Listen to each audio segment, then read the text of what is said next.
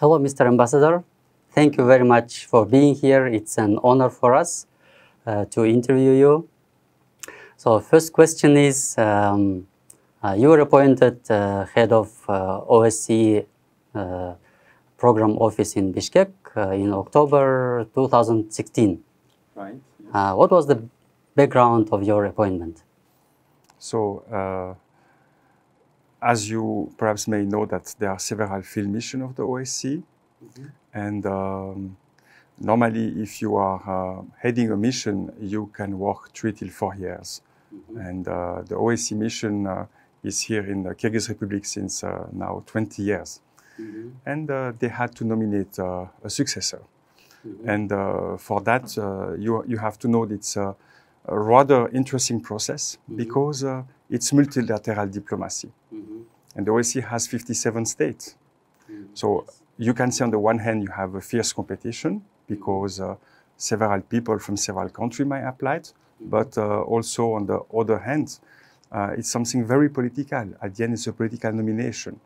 It's very important for Kyrgyzstan that they are accepting the new head of mission. Then I'm coming from Switzerland. My own state also should agree to the fact that I will work for OSCE in Kyrgyzstan.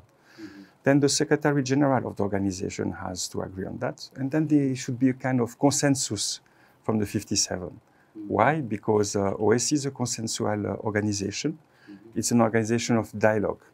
And I will say probably the most important feature you must have is to have abilities of good negotiation and also a certain sense of consensus. So it's a kind of a diplomatic work. It's a very diplomatic, and the nomination at the end is a political nomination, can be seen as a political nomination between the states. And I wish Kyrgyzstan also to have candidates for other field missions, not only from the OSCE, but also from the UN. You know, Kyrgyzstan has also the possibility to apply and will be good for Kyrgyzstan. Again, speaking of your educational background, from the official sources, we know that you studied biochemistry, and at the same time, you are a master of military sciences. In my opinion, it's quite different or even opposite fields of science. Why did you decide to do so? Yes. And I have also a PhD in molecular biology and genetics. So why that first? Because life is extremely interesting. And I would like to learn a lot of things. And I wanted to know how universe is functioning, but also at the very molecular level. Is the reason why I take this path to first learn about fundamental sciences, to know how is life functioning. And military science is something very interesting because you are working with people. And it's how to sublimate people to make tasks which are very difficult to achieve. And I would say it is fantastic if you have the right to access to knowledge. And the fact that we can study, it's a big, big chance. And I wish really every young people worldwide to have the possibility to study because it's bring you so much. It is a richness. Last time we had a professor from Geneva University. He told a little bit about the educational system of Switzerland. And we learned that at this moment, the system is very flexible. It is very close to the market. For example, when I was a student, we studied different subjects, and they were far from the real life, in my opinion. When you were a student, was that the case, or it changed later? I would say we were always flexible, but it changed later. Why? Because the world is evolving very fast. I was a student 35 years ago. And it was during the end phase of those 30 golden years after Second World War. So there was no problem to have a job, no problem to stay all your life in the same company. Then the world became more global, more competitive. So what is extremely important for young people is no more to learn a job. Why I say that? Because in the next 10, 15 years, 20% of the existing job will disappear. If you take Europe, the last 15 years, 40% of the jobs were fully newly created. Web designer was not existing 15 years ago. And there will be a lot of new jobs coming. So educational system is not there to learn a job. Is for sure to have ground knowledge, it's very important, but to learn capacities and abilities. And what is important for a system is to bring to young people the possibility to be critic, to be adaptive, to be creative. And it's what is making, I think, the tissue of good education. And concerning my country, it's like for Kyrgyzstan, you know, 75% of the richness and GDP produced are produced by small and medium enterprises. Those are not the big multinationals making the difference. Those are people working in small companies and believing and creating new things. And you have the same also in Kyrgyzstan. So it's so important to invest in people and to give them their ability to be like a snow leopard, I would say, to be very adaptive in every situation. So in a country where no natural resources like oil and gas, our resource is, I think, educated people. Yes. And also we know that you are a head of OBSE Academy in Bishkek. A little bit about the work of the academy. It's an educational institution, right? Yes, it is. It's the OBSE Academy is a regional project for Central Asia, for the 5 Central Asian countries, and we add by the past Mongolia and Afghanistan. And the idea is to link young people who might become future leaders of Central Asia to think about economical development, but also security policy. And we have 2 masters for that. And the idea is to develop Central Asia, to have more connectivity, but to add peace in the region and peace in the world. So it's a project, it's a humanist project, which is very interesting. Which is the mission of the OBSE organization, yes, in general. Per se, it is the mission of the OBSE, and I have to say it's one of the oldest projects we have from the OBSE, and very well appreciated by Kyrgyzstan, not only the authorities, the people, but everywhere in Central Asia and also in Europe. Yes, it's a very good project. Yes, it is. And speaking of your personal life, you are here almost for 3 years now. Yes. And do you remember when you first came here, your impressions, sometimes movement to a new place, a little bit stressful? What did you do to overcome that? Yes, I remember very well. I was in Central Asia, but I was not in Kyrgyzstan. So I was very excited to come. And when I landed, it was early morning. It was 28 degrees. And the next day, it was snow in Bishkek. Oh, you came in winter. So no, I came in October. It was like summer. And the next day, it was white in Bishkek, and the mountains were totally white. So it was the first contrast, change of landscape, change of temperature. It was really amazing. Then my second impression, I get very rapidly when I was in the street to get acquainted with people. And I'm fascinated because in Kyrgyzstan, you have a melting pot of population. You can see people, you say, wow, they are Kyrgyz, now I understand that.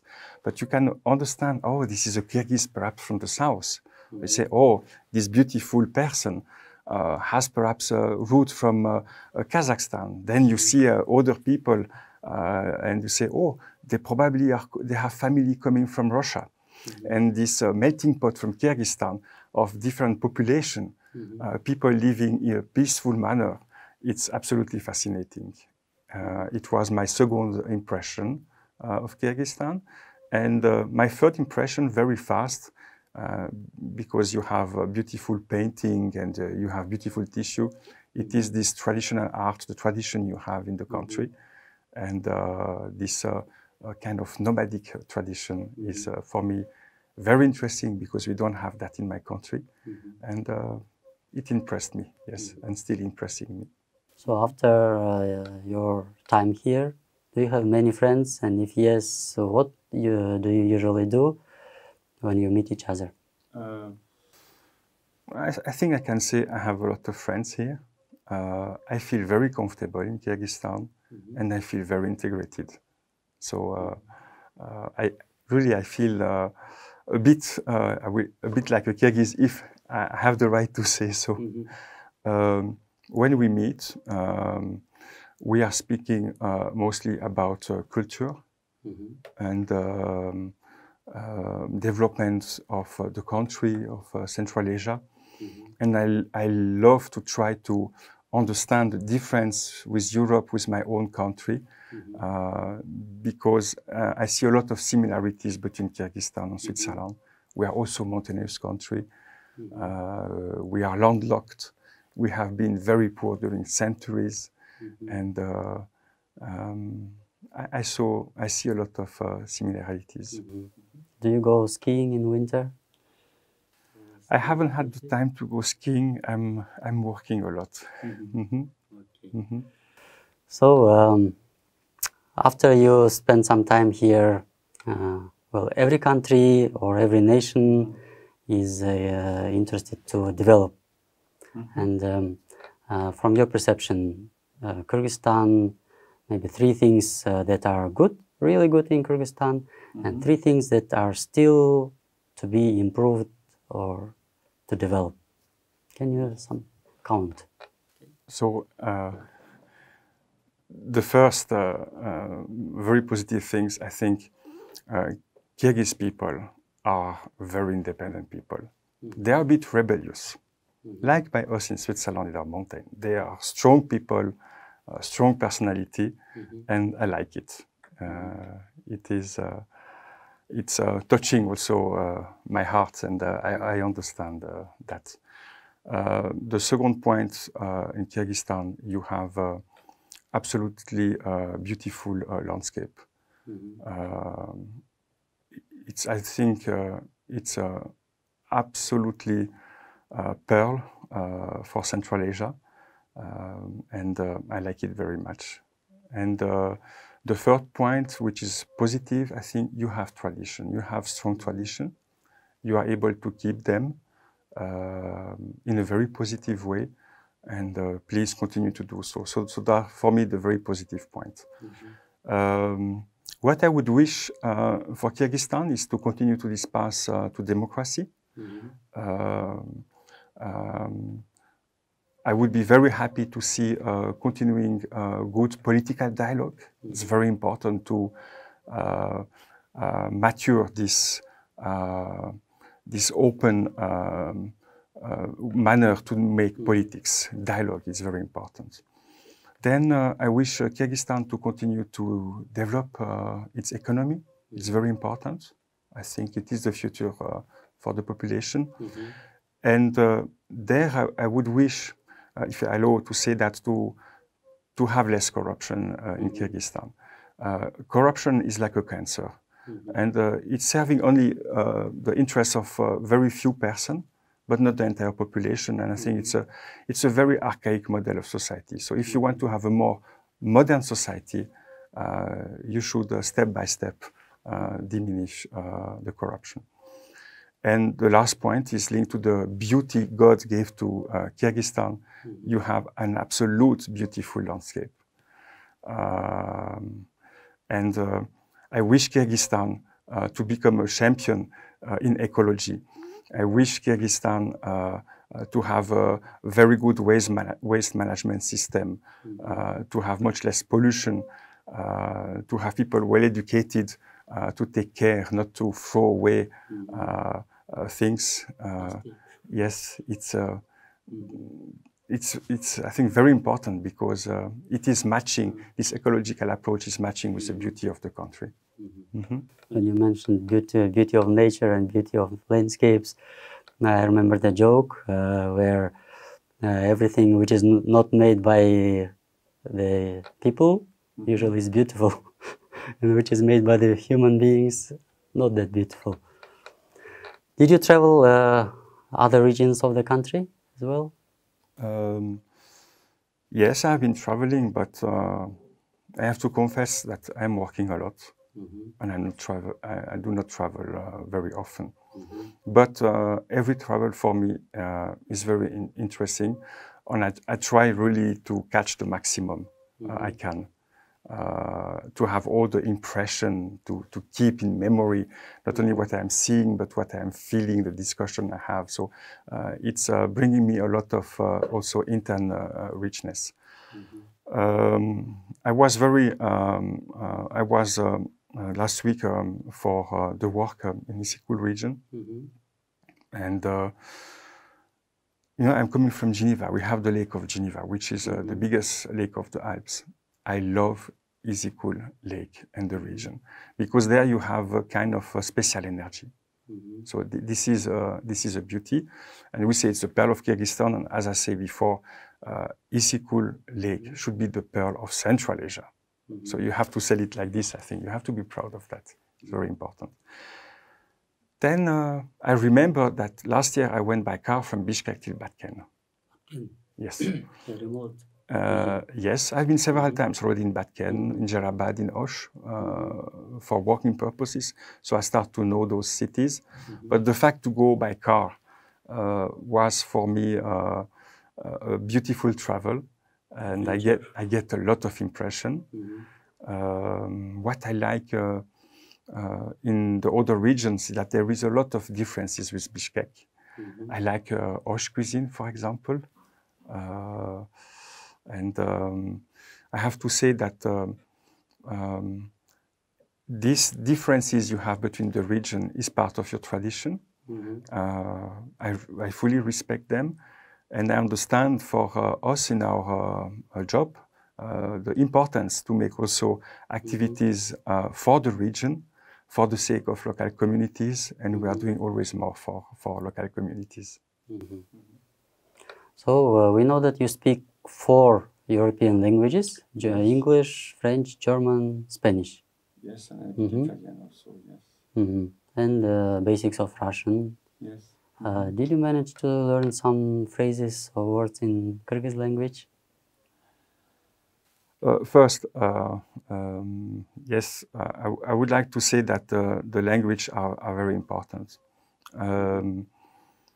You can think in one language, but they are built differently, and you think differently in another language. So my mother language is French, so I have a life in French. But when I'm speaking in German, I have a kind of second life. So I have several lives because I'm speaking several languages. And I really invite Kyrgyz young people to learn languages because it's really opening your mind and give you also a much better job opportunity. And you can go abroad and then the comeback is very important. About Kyrgyz, once again, I'm working a lot. I'm not able for the moment to learn Kyrgyz, and I would like. I'm hearing a lot of radio Kyrgyz music. Now I understand the rhythm, and I found it very nice. And through my work, I understand always more Kyrgyz culture, because I really want to understand what we are doing here and how it is functioning. So even if I don't speak Kyrgyz language, I'm a bit instilled by the Kyrgyz culture now. I should say that there are Kyrgyz people that don't speak Kyrgyz here. That's not a surprise for us. Well, sorry? In Switzerland, we have those 4 languages, official languages, and it's a richness at the end. It's part of your tradition. And the identity of Switzerland is there because we are speaking several languages. So don't be afraid. I think it's part of identity of a country. Multi-language education is also very interesting. Yes, it is. And we know also you read books a lot. What kind of books do you prefer, and what do they give you when you read them? So, since I'm in Kyrgyzstan, I'm reading a lot about Kyrgyzstan, and also for my job. Because for me, it's very important that we are developing the correct project, that I understand how Kyrgyzstan is functioning, in which direction want Kyrgyzstan to develop. And I really want that the OSCE bring an added value for the country, for the citizen of the country, for the institution of this country. So I'm reading a lot, but it's rather linked to my activities but you have to know that I choose the job. I choose to come here. So I do it with great pleasure. I have much less time to read books. I have to say that I love books from Antoine de Saint-Exupéry, for example. Le Petit Prince, oui, Le Petit Prince, it's fantastic. I like the French poet Rimbaud. I like also Milan Kundera. And I like also all the Swiss philosopher from Geneva, Jean-Jacques Rousseau. So those are rather humanist books. He has many interesting short phrases, like statuses, as we call it today in social media. Yes. Yes. So, since you are here for a long time, and I think you know already things are changing a little bit in Kyrgyzstan, in your perception, what do you see here in 2030? 2030. Yes, it is in 10 years or so. Yes, you're right. We might think 2030, it's far away. Indeed, you are right. It is only in 10 years. It's not so far away. So, first of all, it's important to know that Kyrgyzstan developed this Sustainable Development Strategy 2040. And it is also in line with the UN Sustainable Development Goal 2030. So I think those are two very important frameworks. And what we need to do now is really to implement them, to give tools in order to reach them. That's all. We have already a framework to go 2030, which was very well prepared. A lot of people think about it. There were a lot of consultations, so we know where we are going. In 2030, what I wish from Kyrgyzstan, I think a more developed economy it will be. I think you will have more green economy. You will be able to export more product abroad. That's very important. For that, I wish also Kyrgyzstan to be better integrated in the Central Asian system, which should be seen as a region. Because Central Asia will be a market in 2030 of about 90 million inhabitants, you know. So it's become very interesting. So you are part of a market and you are not set apart. It's something important. Then in 10 years, I think a lot of migrants will be back in the country.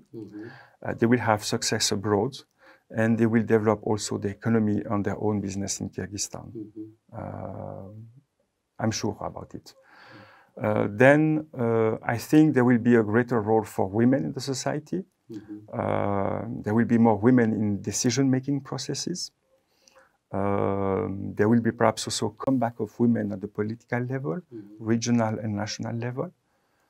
It is, I think, important because you are a very open society and we have to continue in this direction. I encourage you to do so. Then another interesting point, you are really starting high-level digitalization. And I think in 2030, there will be full digital governance. That means the state will work much more rapidly, more simply, will be much more closer to the citizen.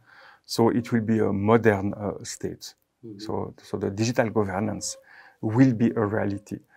And if you don't succeed in this path, then you will come back to the Middle Ages and you will be no more competitive. So you have no choice. And I'm convinced that people understand the importance of digitalization here. And then what I wish for young people in Kyrgyzstan is to have two museums.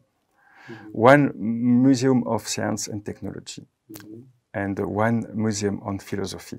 Why? Science and technology, young people are visiting such museum.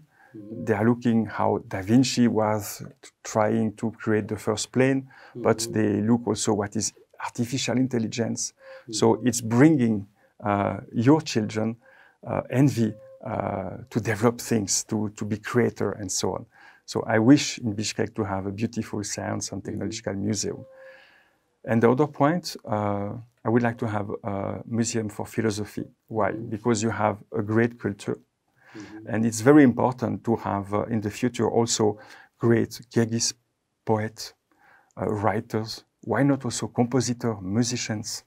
And you have to link that with your tradition, and you have also to be able to sell it worldwide as a Kyrgyz identity. So I wish the possibility for Kyrgyzstan to have such institutions. That's great. Okay, Mr. Ambassador, at this positive point, we have to finish. Unfortunately, time is over. Thank you very much again for being here. Hope this is not the last meeting. And in 10 years, I hope we'll have 2 new museums in Kyrgyzstan. Thank you very much. Çok rahmet.